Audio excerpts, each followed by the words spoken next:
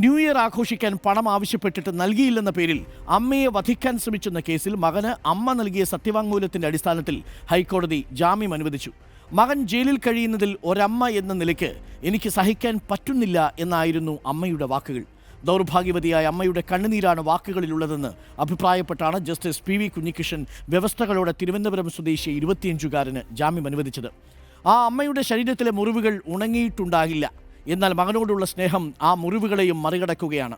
അമ്മയുടെ ദുരവസ്ഥയോർത്ത് ജാമ്യം അനുവദിക്കുകയാണെന്ന് കോടതി പറഞ്ഞു. പണം നൽകാത്തതിനെ തുടർന്ന് പുറത്തുപോയി കത്തിയുമായി തിരിച്ചുവന്ന് തലയിലും മുഖത്തും കയ്യിലും മുറിവേൽപ്പിക്കുകയായിരുന്നു. തുടർന്ന് യുവാവിനെ ജനുവരി 1 അറസ്റ്റ് ചെയ്തു. നേമം പോലീസ് രജിസ്റ്റർ ചെയ്ത കേസിൽ അന്നു മുതൽ അയാൾ കസ്റ്റഡിയിലാണ്. ആ അമ്മയുടെ ശരീരത്ത് 12 മുറിവുകളാണുള്ളത്.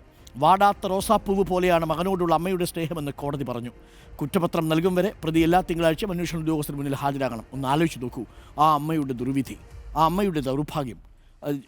ജഡ്ജി പി വി കുഞ്ഞികൃഷ്ണൻ പറയുന്നത് പോലെ വാടാത്ത റോസാപ്പൂവിനെ പോലെയുള്ള അമ്മയുടെ സ്നേഹത്തെയല്ലേ ആ 25 വയസ്സുകാരൻ ഒരു കയ്യിലൊരു കത്തിയുമായി വന്ന് മുറിവേൽപ്പിച്ചത്.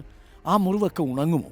പുറത്തെ മുറിവുകൾ ഉണങ്ങുമായിരിക്കും, ഉള്ളിൽ തട്ടിയ മുറിവുകൾ ആർക്കുണക്കാൻ സാധിക്കുമെന്നുള്ളതാണ് ചോദ്യം.